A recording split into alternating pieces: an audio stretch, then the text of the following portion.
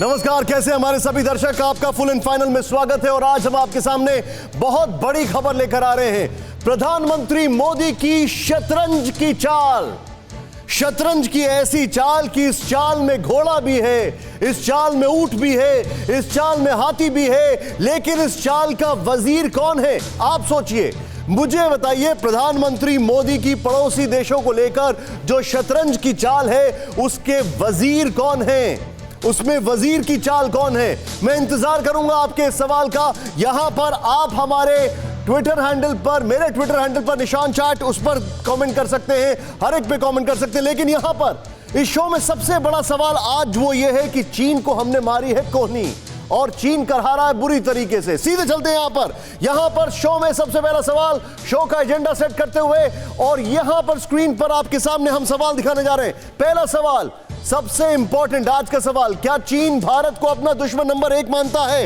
यह सवाल आज सबसे बड़ा सवाल हो चुका है। क्या चीन भारत को अपना दुश्मन नंबर 1 मानता है? सोचिए, चीन ने भारत की तुलना साउथ चाइना सी से कर डाली है। सोचिए आप, मतलब आज ये चीन भारत को अपना दुश्मन नंबर 1 मान रहा है। सोचिए, नेक्स्ट चेंज ओवर करें, आगे बढ़े, बड़ा इंपॉर्टेंट है। क्या पीएम मोदी पड़ोसी देशों को चीन के चंगुल से निकालने में कामयाब हो रहे हैं? यहां पर इसकी एक बहुत बड़ी मिसाल हम आपको दिखाने जा रहे हैं। और ये देखें, ये देख रहे हैं आप, क्या पीएम मोदी पड़ोसी देशों को चीन के चंगुल से बाहर निकालने में कामयाब हो गए हैं? यह मैं आपसे इसलिए पूछ रहा हूं क्योंकि ऐसी शतरंज की चाल चली है कि शी जिनपिंग का जो पैसा है हवा में ही उड़ रहा है, नीचे नहीं गिर रहा है। सीधे यहां पर पलटिए। तीसरा सवाल, भारत की आर्थिक चोट से क्या चीन घुटनों पर आ जाएगा? इस देश के, दुनिया के सभी लोगों ने कहा कि हमें चीन से फायदा ज्यादा होता है। सोचें, टिकटॉक पहले भारत ने बंद किया, फिर अमेरिका ने बंद किया।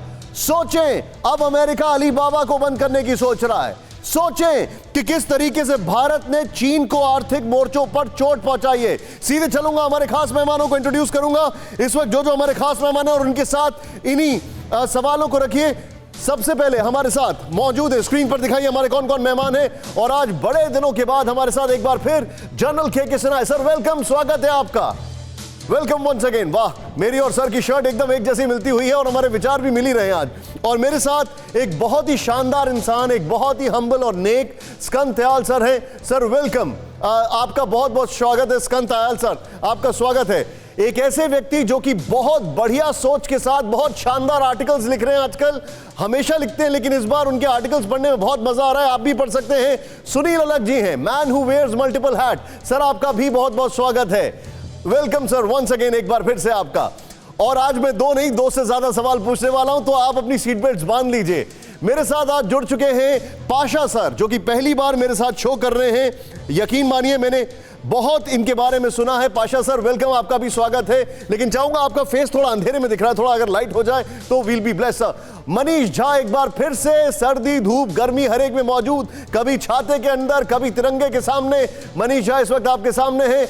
और ये देखें, वो मायूस चेहरा क्यों दिखाई दे रहा है? क्योंकि कोई बड़ी खबर ला रहा है, और ये है हमारे सहयोगी सुमित चौधरी, जो कि अभी अभी लौटे हैं। एक सरहद से मन नहीं भरता तो दूसरी सरहद चले जाते हैं। खैर, यहां पर सुमित हमारे साथ है। शुरुआत करते हैं इस वक्त की बड़ी खबर। मनीष झा ब्रेक कर रहे हैं। सबसे पहली खबर, सऊदी अरब की पाकिस्तान को 2-2 किस वक्त की बड़ी खबर। कश्मीर मसले पर अपने रुख पर सऊदी अरब कायम। वाह क्या बात है। और सऊदी अरब ने पाकिस्तान से कहा, भारत की दोस्ती अहम है, कर्ज की अवधि को आगे बढ़ाने से प्रिंस ने किया इनकार, बेनतीजा रहा। बाजवा का दौरा, पाक को कोई राहत नहीं मिली। लीजिए, मतलब गए थे होशियारी दिखाने और होशियार इनके ऊपर कोई और साबित हो गया। तस्वीरें दिखाएं, ये तस्वीर, इस तस्वीर को देखें। बाजवा की तस्वीर कौन देखना चाहेगा हिंदुस्तान में? ये है कूटनीति और ये है रणनीति। मनीष झा मेरे सहयोगी मेरे साथ है। Manish, over to you, quickly बताइए, पूरी जानकारी दीजिए।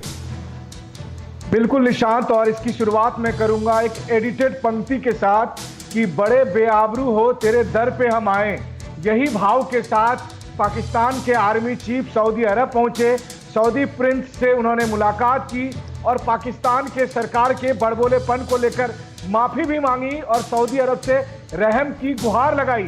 लेकिन सऊदी अरब ने दो टूक कह दिया कि सऊदी अरब अपने विदेश नीति के तहत कश्मीर के मामले में कोई दखल नहीं देगा और इस मामले में वो पाकिस्तान का कोई समर्थन नहीं करने वाला मैं है। ये शॉट्स दिखाना चाहूंगा, मैं चाहूंगा यहाँ पर प्लीज जरा जो बाजवा के शॉट्स हैं वो दिखाएं। मनीष एक मिनट मैं आपको रोक रहा हूं, बाजवा के जो शॉट्स हैं वो दिखाएं। मनीष आप जो बता रहे हैं क्या ये समझा जाए कि भारत की जो 2.5 घर की चाल थी सऊदी अरेबिया से दोस्ती की, उसने पाकिस्तान का काम तमाम कर दिया? जी हाँ, बिल्कुल 250% सही है आपकी बात। क्या और बात उसकी वजह भी थी, सऊदी अरब ने यह कहा कि भारत और सऊदी अरब के बीच जो द्विपक्षीय व्यापार होता है वो 27 अरब डॉलर का है, जबकि पाकिस्तान और सऊदी अरब के बीच जो व्यापार होता है वो महज 3 अरब डॉलर का है। तो यानी 10 गुने का फर्क है आज की तारीख में भारत और सऊदी अरब और पाकिस्तान के बीच के संबंधों को लेकर। ऐसी स्थिति में आप सोचिए कि सऊदी अरब ने कहा कि हम ना तो अब आपको जो 3.2 अरब डॉलर की मियाद तेल खरीदने को लेकर ना उसमें कोई राहत दे सकते हैं और ना ही कश्मीर। वेरी क्विकली मैं यहां से सीधे शुरू करूंगा। स्कंद सर मेरे साथ हैं। स्कंद सर, ये कितना बड़ा डिप्लोमेटिक विक्ट्री है भारत के लिए? मैं इसको 2.5 घर की चाल इसलिए बोल रहा हूं क्योंकि ये डायरेक्ट नहीं इनडायरेक्ट एक्शन है। क्या कहेंगे आप सर? देखिए, ये भारत की कूटनीति की बहुत बड़ी विजय है, जो पहले से भी हमारे संबंध यूएई और सऊदी अरेबिया से बहुत अच्छे थे और पिछले 6 साल में तो वो बहुत ही अच्छे हुए हैं। वहाँ के क्राउन प्रिंस सलमान रियली इस समय वहाँ के रूलर हैं, वो भारत आए थे, उनका बहुत ही ज़बरदस्त स्वागत किया गया। और देखिए, पैसा बोलता है। इस समय जो हमने कूटनीति जो चली है, अब देखिए अरामको जो है सऊदी अरेबिया का जो तेल की जो कंपनी है वो शायद 30 अरब डॉलर या उससे भी अधिक हमारे जो अंबानी पेट्रोकेमिकल्स में अंबानी ग्रुप में वो इन्वेस्ट करना चाहते हैं, क्योंकि सऊदी अरेबिया वगैरह को लग रहा है कि तेल के आगे भी कुछ इकोनॉमी है, कुछ दुनिया है और वहां की तरफ बढ़ना है जी। एक चीज तो ये है। दूसरा, इस समय जो सऊदी अरेबिया की लीडरशिप है इस्लामिक वर्ल्ड की, उसको पाकिस्तान, टर्की, मलेशिया चैलेंज करने की कोशिश कर रहे हैं जी। टर्की ऑटोमान एम्पायर वापस लाना चाहते हैं, ख्वाब देख रहा है अर्दोगान, और मलेशिया के महातीर को अपना कुछ बुगालता है। और इमरान खान तो भीख मांगने जाते रहते हैं, कभी बीजिंग जाते हैं, कभी सऊदी अरेबिया जाते हैं, पर जो भिखारी है वो पॉलिसी डिक्टेट नहीं कर सकता। जो क्या बात है सर, बहुत well said sir, well said. तो ओआईसी में इन्होंने कहा कई बार इमरान खान ने कि ऑर्गेनाइजेशन इस्लामिक कॉन्फ्रेंस है वो कश्मीर के ऊपर वार्तालाप करे जी, और सऊदी अरेबिया ने मना कर दिया जी। तो इसलिए इमरान खान खफा हैं। तो सऊदी अरेबिया ने कहा कि अच्छा, एक दूसरा जो नया एक मोर्चा बन रहा है वो ईरान के खिलाफ बन रहा है जी।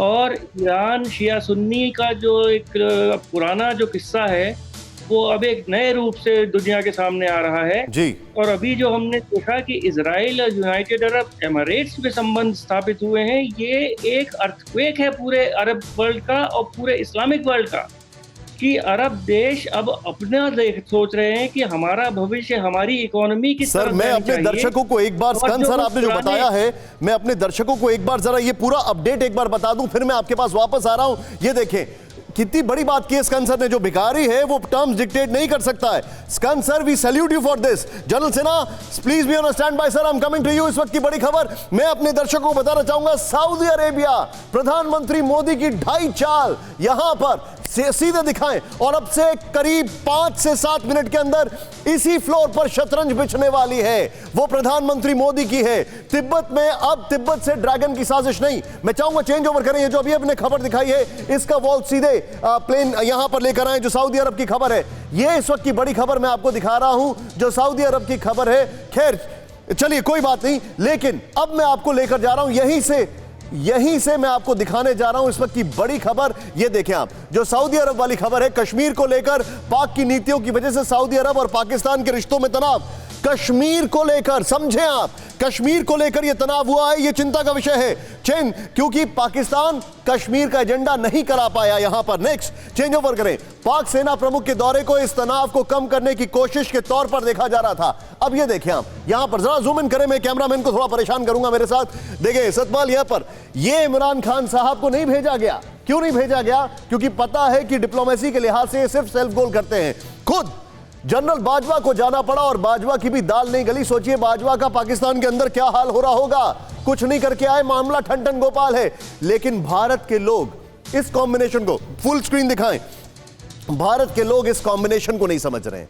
यह कॉम्बिनेशन आप देखें कितना इंपॉर्टेंट है, क्योंकि इसी कॉम्बिनेशन में भारत के एक और मित्र जुड़ चुके हैं, वो है बेंजामिन नेतन्याहू। यानी कि ये ट्रायंगल है। क्या ये एक बहुत बड़ा सवाल है? यानी ये और बेंजामिन नेतन्याहू, इजराइल, सऊदी अरब और भारत, ये ट्रायंगल बन चुका है क्या?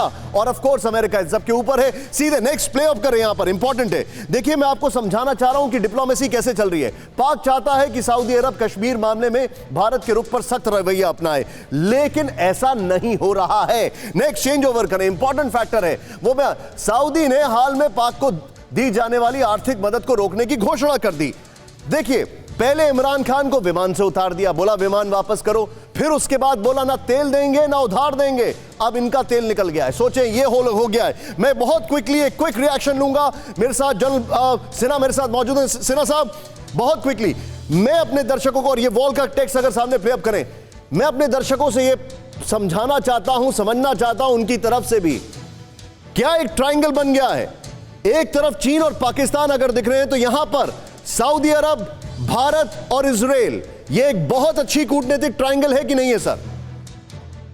देखिए बहुत बड़ा डेवलपमेंट है, खास करके जो पहले प्रवक्ता आपको बता रहे थे, जो पीस डील हुई है, जो आपने यूएई एंड इजराइल के बीच में जो पीस डील हुई है, उसके बाद पूरा का पूरा इक्वेशन बदल गया। देखिए सऊदी अरेबिया काफी दिनों से भारत के लिए बहुत ज्यादा हमारे घनिष्ठ संबंध हो गए हैं। खास करके देखिए अभी ये जो $6.2 बिलियन का था उनको, उसमें से पहले उन्होंने $1 बिलियन मांगा था, जो कि उन्होंने चाइना से लेकर दिया। अभी कह रहे हैं 1 बिलियन और दे दी, फिर उसका भी कर्ज वो चाइना से लेंगे। तो आप देखिए एक कितनी बड़ी मार है आज पाकिस्तान में।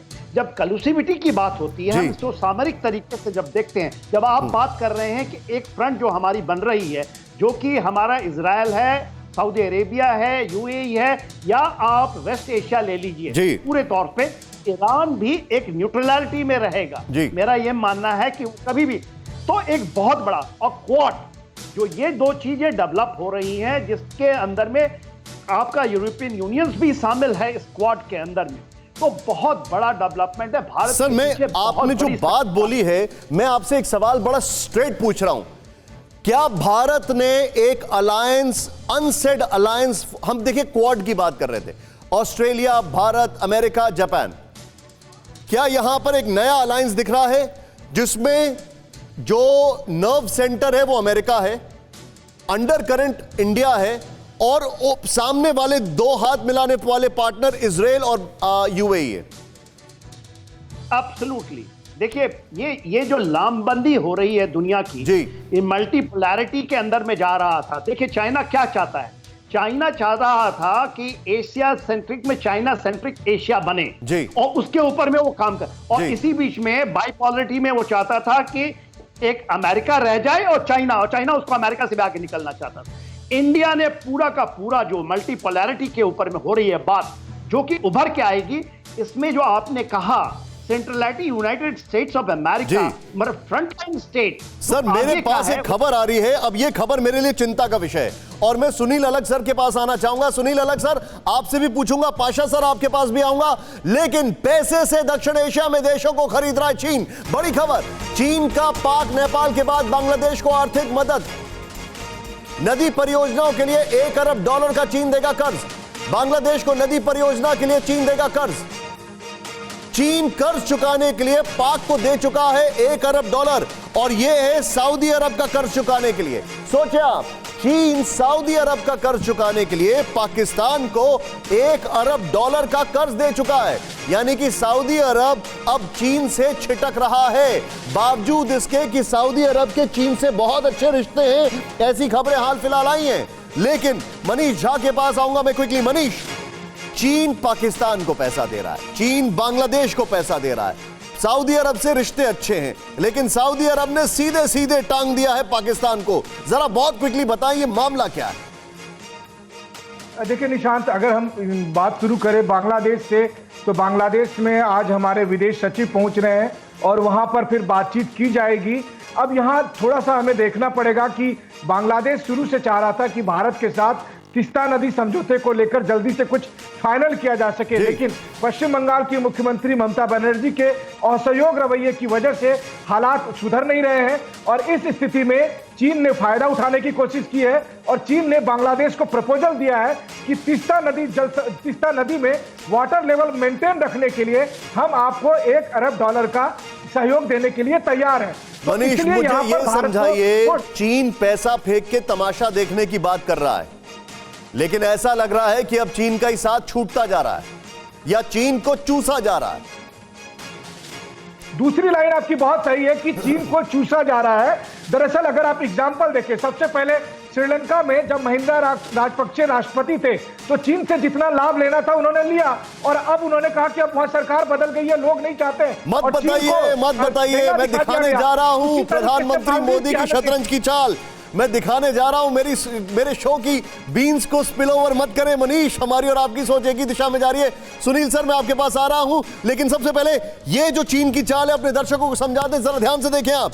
और सुमित, मैं आपके साथ आ रहा हूं अभी थोड़ी देर के अंदर, यहां पर बिग स्क्रीन पर दिखाएं चीन की जो चाल है, पैसा फेंक तमाशा देख, प्ले अप करें। नंबर 1 देखें, पैसे से दक्षिण एशिया के देशों को खरीद रहा है चीन।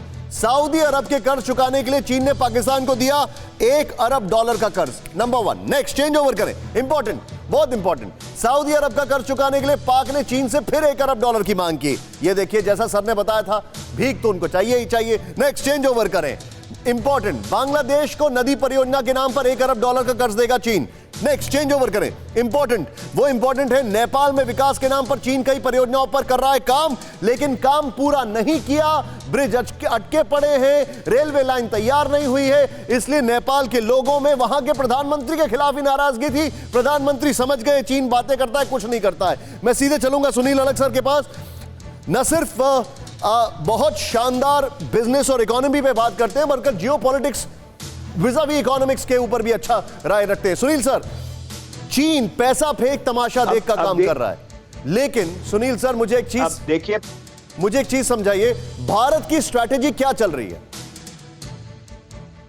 अब देखिए जो वॉर्स जो अब होंगे ना आगे जाके, वो कभी भी जियोग्राफिकल के लिए नहीं होंगे, अब इकोनॉमिक वॉर्स होंगे जी। ये पहले जो अलेक्जेंडर थे जियोग्राफी में जा रहे थे, जितना देश ले सकते हो उतना दे लो, अब वॉर जो होगा इकोनॉमिक होगा।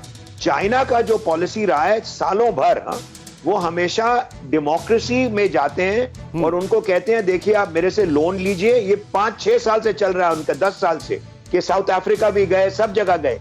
और देखो, अगर किसी को इलेक्शन जीतना हो तो वो प्राइम मिनिस्टर कहता है भाई साहब मैं आपको रास्ता भी बना रहा हूं, एयरपोर्ट भी बना रहा हूं, सब दो हमें वोट करो। तो चाइना कह रही है कि आप लोन ले लीजिए मेरे से।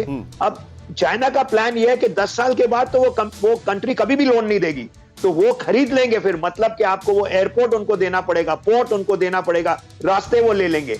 तो अभी जब हो रहा है कि पब्लिक जो कह रही है देखिए अपने प्राइम मिनिस्टर से कि देखिए ये तो खेल मत खेलिएगा, चल गया तो चल गया। तो अब जब इकोनॉमिक इशू आ गई है तो पाकिस्तान जितना भी लेगा लोन, और मेरे ख्याल इमरान खान को ये समझ लेना चाहिए कि नेक्स्ट इलेक्शन में वो नहीं जीतेंगे, क्योंकि पाकिस्तानी भी सोच रहे हैं कि देखिए चीन को फ्री नहीं मिल रहा है सब कुछ, सब लोन ही मिल रहा है। जी। तो इतना सोच के आपको आगे लेना पड़ेगा कि भाई साहब आप ये करिए। और देखिए मोदी जी जब जा रहे थे शुरुआत में, उससे पहले भी जब प्राइम मिनिस्टर बने, तो देखिए इंडिया का कोई पोजीशन था ही नहीं, सब लोग क्रिटिसाइज कर रहे थे आप क्यों दौरा लगा रहे हैं, ये कर रहे हैं, वो कर रहे हैं। वो अपना पोजीशन बना रहे थे, सबसे मेल जोल से जाके मिल रहे थे। वो इंडिपेंडेंस डे पे भी उन्होंने कोई भी चीन का नाम नहीं लिया। सही बात है। वो खेल देख रहे हैं पीछे से, मतलब अमेरिका जो कर रहा है, सऊदी तो अमेरिका के साथ ही रहेगा चाहे जो भी हो। अब देखिए चीन और यूएई से बढ़ा रहा है। अब ये अगर नहीं जाते ना सब जगह, तो वो डायरेक्टली फोन भी नहीं कर सकते थे। अब फायदा आ रहा है, जो मोदी जी ने कहा है कि मोदी जी का सब घूमने का यही फायदा है कि भाई साहब अब इंडिया को सब सुनना शुरू हो गए। और ये मोस्ट इंपॉर्टेंट है, क्योंकि जो भी प्राइम मिनिस्टर अब लोन जो ले रहा है चाइना को, पब्लिक अब समझ रही है कि भाई ही हम देंगे कैसे सर मैं वापस? एक क्विक रिएक्शन तो ये लूंगा नहीं चलेगा पाशा सर जो से। 5 पाशा साल 10 साल सर पहले पॉइंट चल नोटेड, मतलब सीधे तौर पर आपने जो सही बात कही है, मैं आपकी बात का जो अगर सारांश निकालूं वो ये है कि इकोनॉमिक वॉर में भारत लीड ले सकता है। पाशा सर मैं आपसे एक चीज जानना चाहूंगा, और इसके पास मेरे पास एक खबर भी है, लेकिन पाशा सर मैं आपसे जानना चाहूंगा, क्या आपको ऐसा लगता है कि आज के हालात में जो भी चीजें अभी चल रही हैं उसके मुताबिक चीन को अलग अलग मुल्क सिर्फ चूस रहे हैं, लेकिन चीन का जो ध्येय है वो सिद्ध नहीं हो पा रहा है? मुझे अच्छी तरीके से याद है फॉर्मर एनएसए ने एक बात कही थी कि भारत और चीन के बीच में झगड़ा चले ये छोटे मुल्कों के हित में रहता है।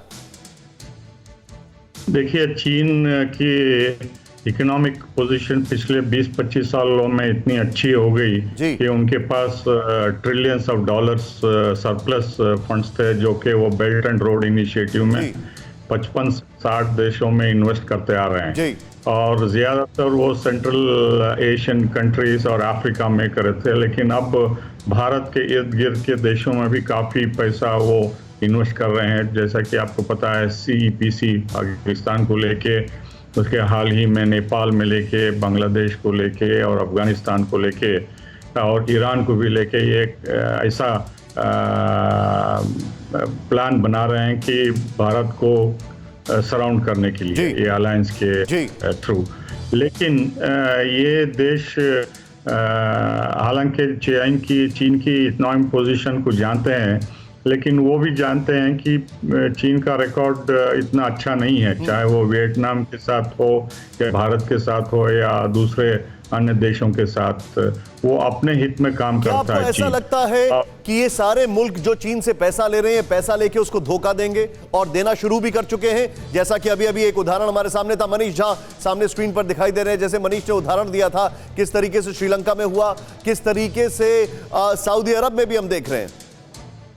जी, जाहिर है, क्योंकि दुनिया की आर्थिक स्थिति जैसा होना चाहिए था वैसी नहीं है। कई अफ्रीका के देश जो लोन लिए थे $खरबों डॉलर, वो इस स्थिति में नहीं है कि वो चीन को लौटाएं, और चीन अपना मुसल्लत या कंट्रोल चाहे एयरपोर्ट पे हो या रेलवे लाइंस पे हो या दूसरी अन्य इकोनॉमिक स्ट्रक्चर्स पे हो, वो करना चाह रहा है और कर भी रहा है, चाहे वो जाम्बिया हो या। सर मैं आपको एक खबर बताने जा रहा हूं, आपने जो पॉइंट रखा है, मनीष झा स्टैंड बाय।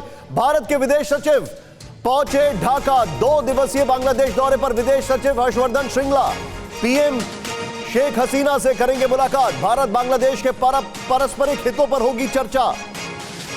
द्विपक्षीय संबंध बढ़ाने को लेकर दोनों देशों के बीच होगी बातचीत। हर्षवर्धन श्रृंगला, बल्कि मैं सीधे चलूंगा मनीष के पास। मनीष, ये जो बातचीत चल रही है, इसको इस परिप्रेक्ष्य में अगर देखें, अभी के जो हालात हैं उसमें जानकारी मिल रही थी कि कई सारे कॉन्ट्रैक्ट बांग्लादेश चीन को दे रहा है, उस लिहाज से कितना इंपॉर्टेंट मुलाकात है, और वो भी कोरोना काल में वो जा रहे हैं, तो ये बहुत बड़ा है। मतलब वीडियो कॉन्फ्रेंसिंग से नहीं हो रही है, खुद जा रहे हैं मिलने उनसे। जी हाँ, बिल्कुल। देखिए, और आपने एकदम सही कहा कि कोविड पीरियड में विदेश सचिव का जो पहला दौरा हो रहा है वो बांग्लादेश हो रहा है। और आप देखिए कि कल नेपाल के साथ हमने बातचीत की और आज विदेश सचिव हमारे ढाका पहुंचे हैं। अगले 2 दिन में वो प्रधानमंत्री शेख हसीना से बात ही करेंगे, और साथ ही साथ जो चाइनीज इन्वेस्टमेंट की बात हो रही है, चाहे वो तीस्ता प्रोजेक्ट में हो या फिर सिलचट में एयरपोर्ट निर्माण को लेकर हो, उस मामले में भी भारत और बांग्लादेश के बीच में बातचीत होगा। और चीन के साजिशों को किस तरीके से दरकिनार किया जाएगा, इसको लेकर कंबाइंड स्ट्रेटेजी होगी। मनीष, क्या ये बोला जाए, क्या ये समझा जाए कि भारत अपनी पोजीशन को कंसोलिडेट करता जा रहा है और सारे देशों के साथ, क्योंकि पहले उसका फोकस कोविड था और इस कोविड में चीन ने बहुत कुछ जिसको कहा जाए झांसा देने की कोशिश की, लेकिन अब अपनी पोजीशन को कंसोलिडेट कर रहा है?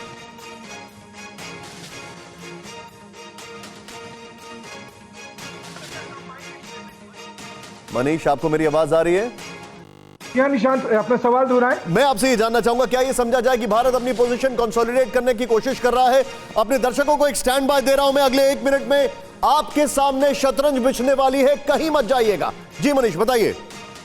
जी हाँ निशांत, देखिए इसमें कोई दो राय नहीं है और पिछले 1 सप्ताह इसके लिए बेहद महत्वपूर्ण है। आप प्रधानमंत्री के लाल किले प्राचीर की भाषण सुन लें या फिर मॉरिशस में जिस समय सुप्रीम कोर्ट का उद्घाटन कर रहे थे, तब जो प्रधानमंत्री ने कहा था, लगातार कोशिश है कि साउथ एशिया में जिन देशों में चीन ने लालच प्रलोभन देने की कोशिश की या नापाक साजिश रचने की कोशिश की, उन सब देशों को अप्रोच किया जाए, उन सब देशों को बताया जाए कि चीन की वाकई में नीयत क्या है और ये कितना खतरनाक उनके अपने हित के लिए भी हो सकता मनीष, है। मैं आपको रोक रहा हूं। अब अपने दर्शकों को और हमारे जितने भी पैनलिस्ट हैं, सर मैं आप सभी लोगों को दिखाने जा रहा हूं प्रधानमंत्री मोदी की शतरंज।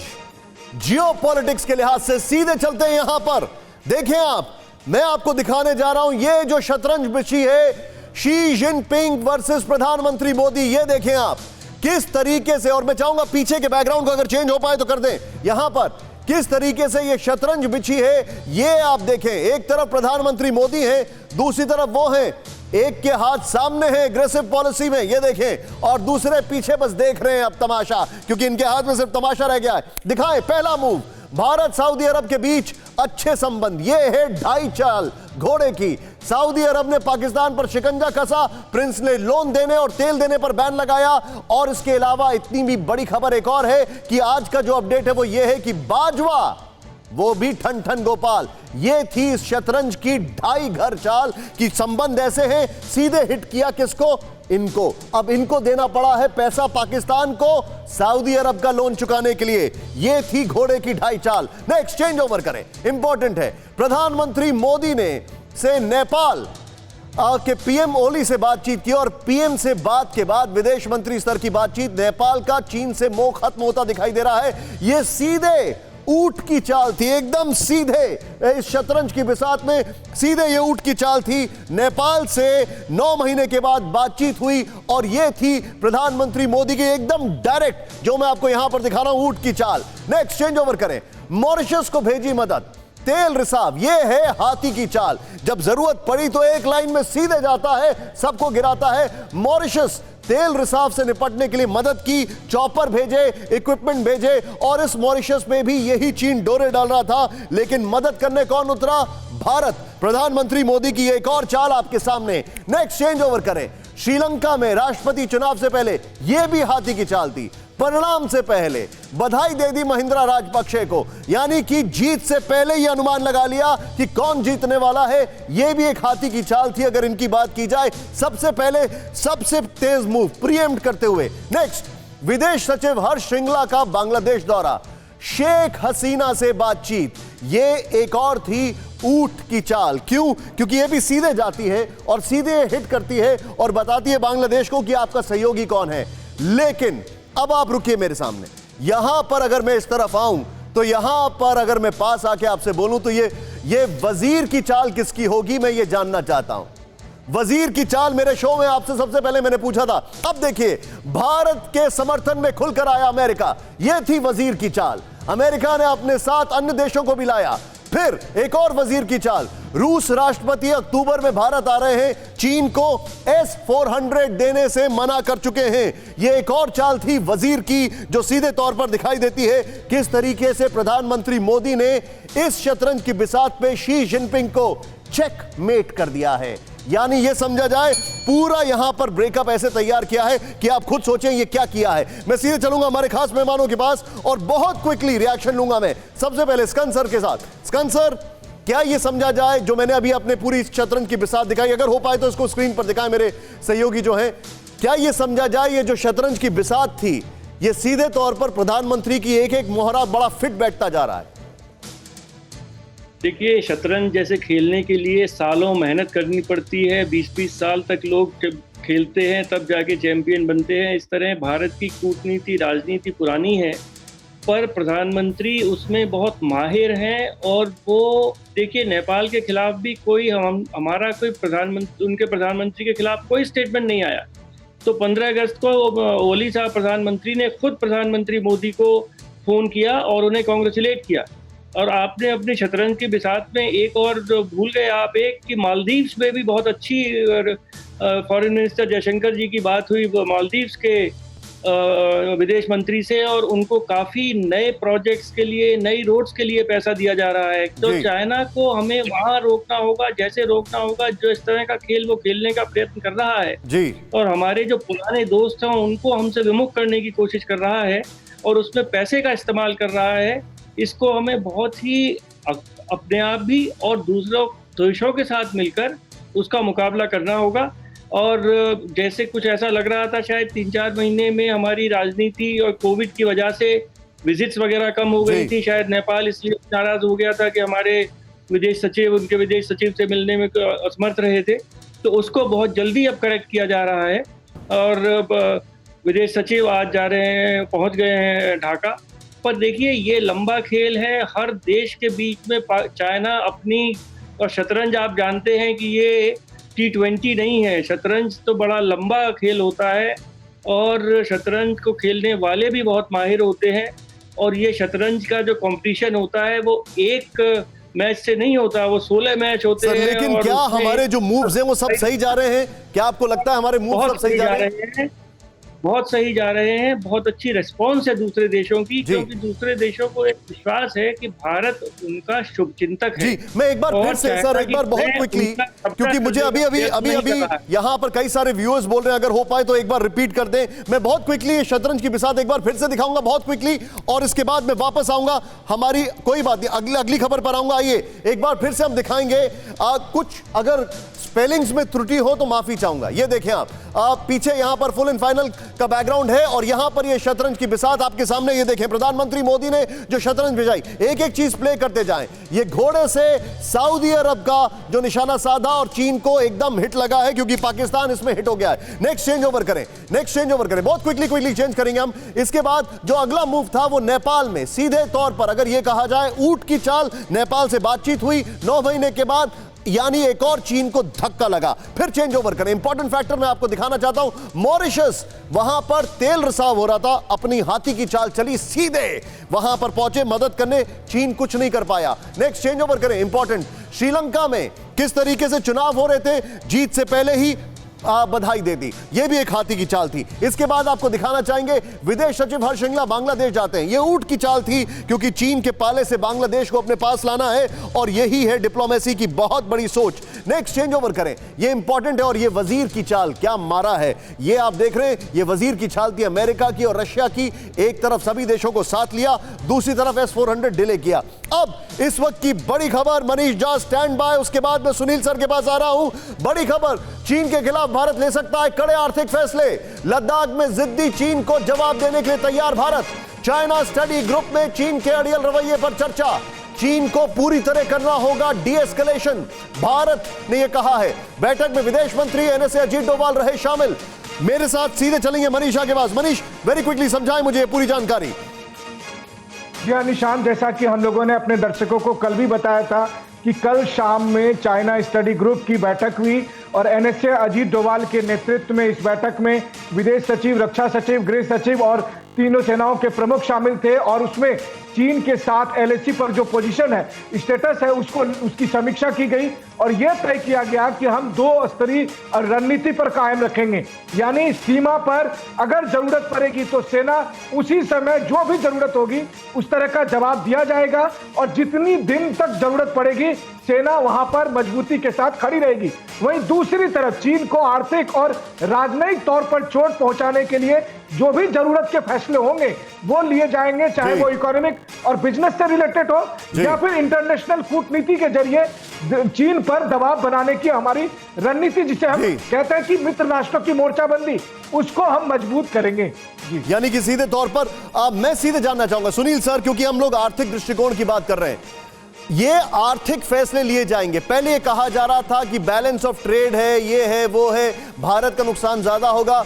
अब ऐसा लग रहा है जैसे China is bleeding more and India is becoming AP centre for the noise against China. Sir देखिए, आप जो कह रहे हैं बिल्कुल ठीक है और दयाल साहब ने कहा था, देखिए 1-0 तो हो गया है।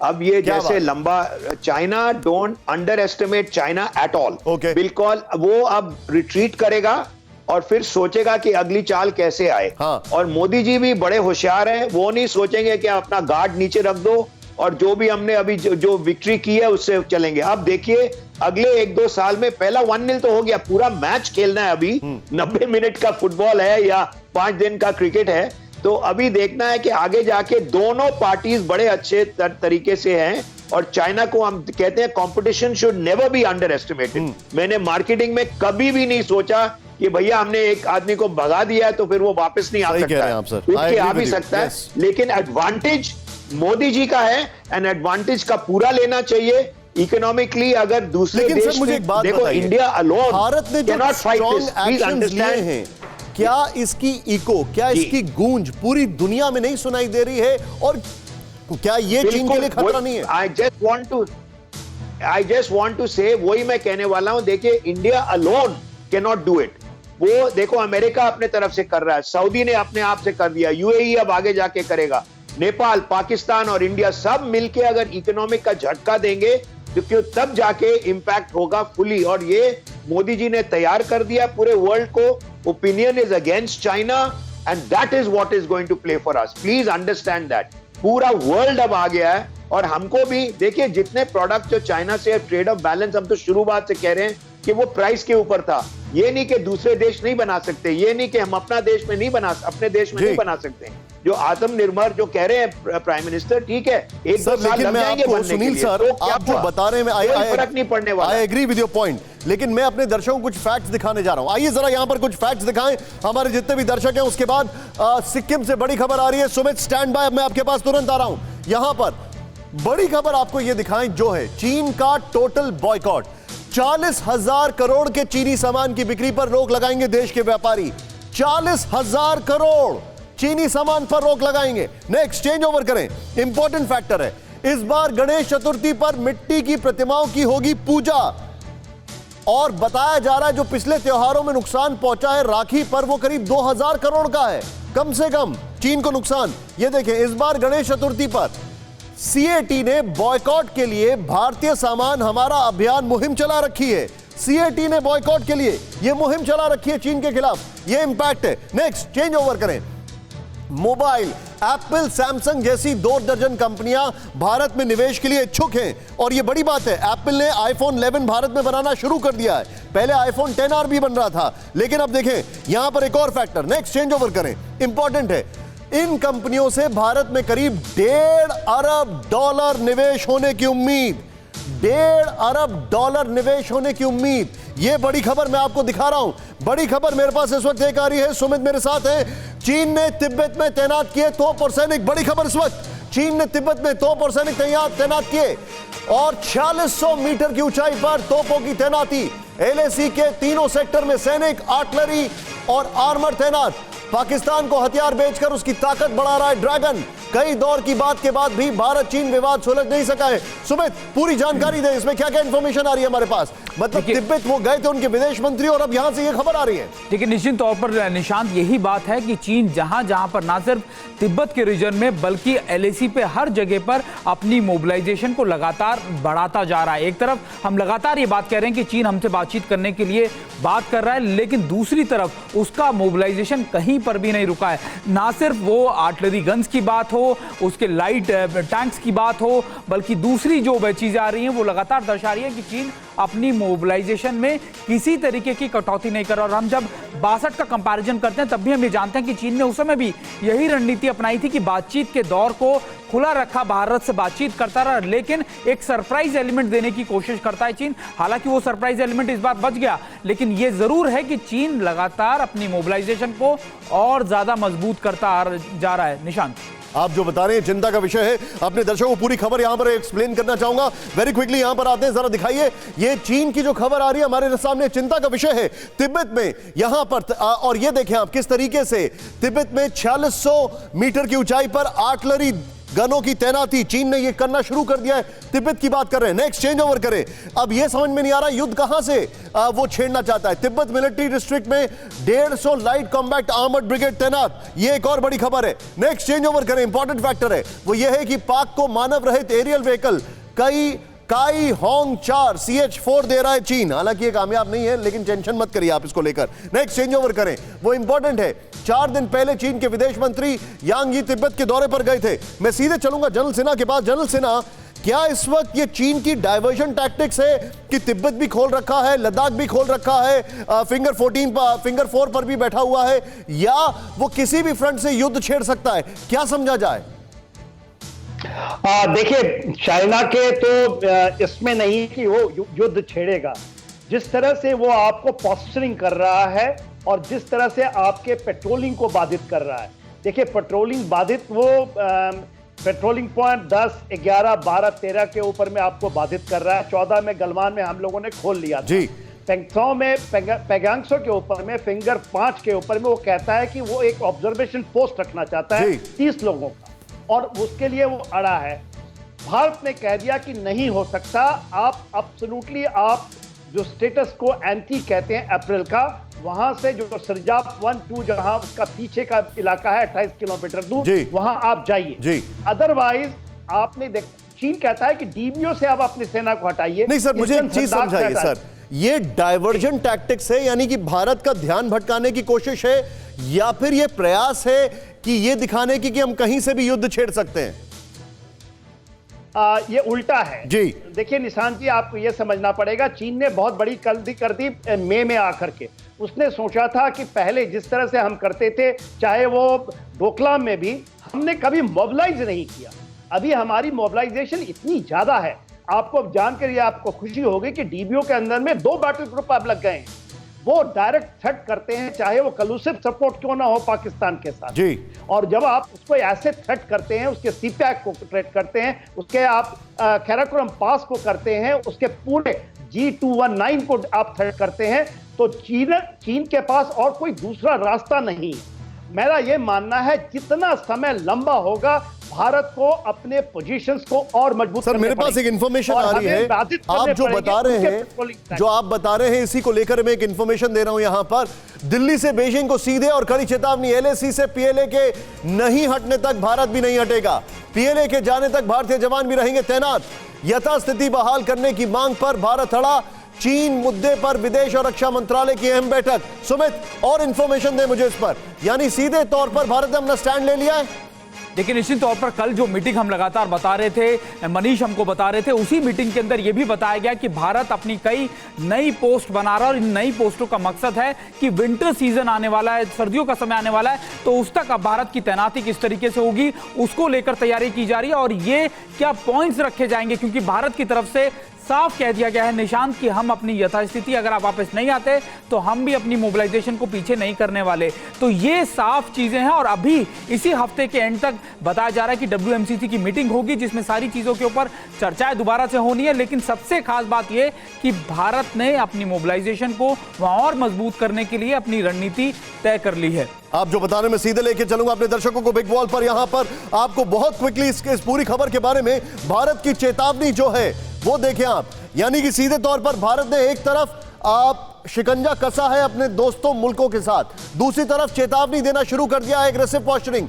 भारत की चेतावनी, एलएसी से चीन पीछे जाए और जल्द यथास्थिति बहाल किए, नंबर 1। नंबर 2, चेंज ओवर करें। यह भारत ने कहा है, जब तक चीन पीछे नहीं लौटता हमारे जवान भी फॉरवर्ड इलाकों में रहेंगे। भारत ने सीधे क्लियर कर दिया है, आप पीछे हटे वरना हम भी नहीं जाने वाले। चीन का सीमा पर अड़ियल रवैया बरकरार, एलएसी की तरफ सैनिकों को जबरन भेजने की साजिश, यह चीन अभी भी कर रहा है। फिर चेंज ओवर करें, इंपॉर्टेंट, भारत चीन के बीच तनाव 4थे महीने में पहुंचा, भारत ने भी सैन्य स्थिति मजबूत कर ली है। यह भारत ने सैन्य स्थिति मजबूत कर ली है। पाशा सर मेरे साथ हैं। पाशा सर, बहुत क्विकली मैं आपसे एक चीज जानना चाहूंगा, बड़ा संक्षेप में, मेरे पास समय थोड़ा कम है सर, लेकिन क्या आपको ऐसा लगता है कि भारत अपने साथी मुल्कों के साथ, इकोनॉमिक पॉलिसीज के साथ, सरहद पर चीन को अब डोमिनेट करने के मूड में है?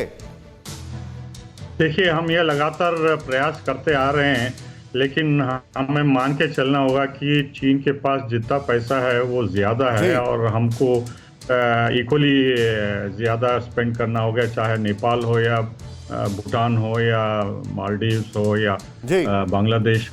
लेकिन ये छोटे मुल्क इतने गरीब हैं कि ये दोनों तरफ से पैसा खींचना चाहते हैं जी। और हमें ये चौकन्ना रहना चाहिए कि जो पॉलिटिक्स ये छोटे देश भी, चाइना, कभी चाइना के साथ जाके भारत के खिलाफ या वीज़ा वार करते हैं, हमें चालाकी से काम लेना चाहिए चीन के साथ, क्योंकि वो पड़ोसी मुल्क रहेगा और अपनी फौज लगातार तैनात कर रहा है और अपनी धमकी। सर, इस बीच एक और बड़ा डेवलपमेंट है पाशा सर, जो आप बता रहे हैं, एलएसी पर तनाव के बीच नौसेना के शीर्ष कमांडर्स की बैठक, लद्दाख में एलएसी के हालात पर नौसेना की अहम बैठक, सैनिकों की तैनाती और तैयारियों पर होगी चर्चा। सुमित, नेवी जो अगर कहा जाए भारत की एक और ताकत बन के उभर रही है, इसके ऊपर क्या टेक है सुमित? Very quickly. देखिए 3 दिन की कमांडर कॉन्फ्रेंस होनी है। खास बात यह है कि निशांत इसमें ना सिर्फ नेवी चीफ होंगे, रक्षा मंत्री खुद इसका इनॉग्रेशन करेंगे, वो भी मौजूद रहेंगे और सभी कमांडर से यह बात होगी कि हम कैसे समंदर के रास्ते में अपनी प्रिपरेशन को और मजबूत कर सकते हैं और अपने सिक्योरिटी रिव्यूज को लेकर सभी अहम चीजों के ऊपर चर्चाएं होंगी। आपको याद होगा कि इससे पहले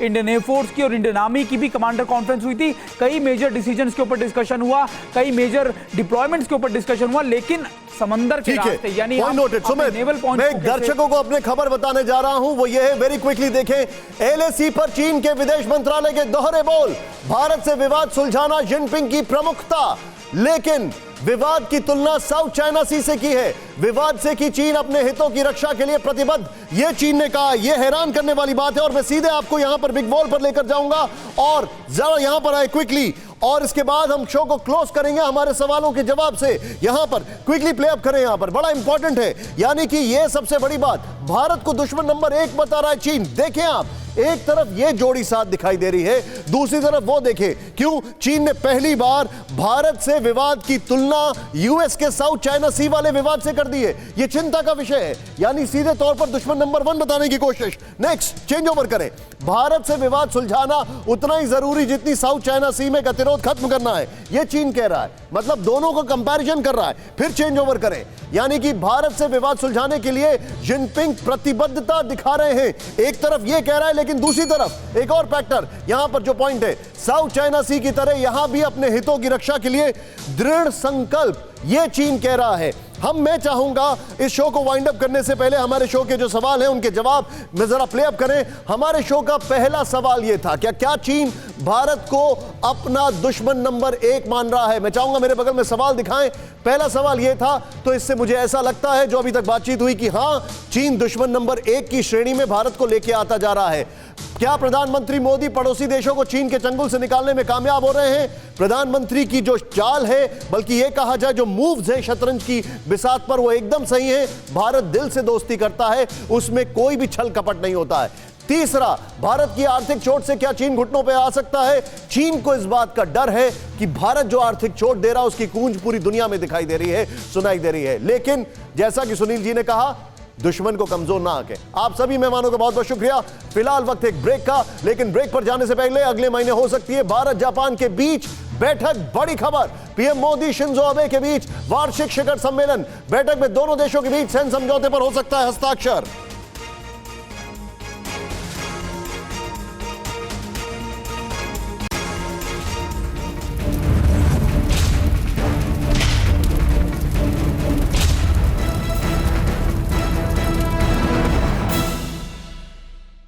फिक्र आपकी, सोमवार से शुक्रवार रात 9 बजे सिर्फ TV9 भारतवर्ष पर।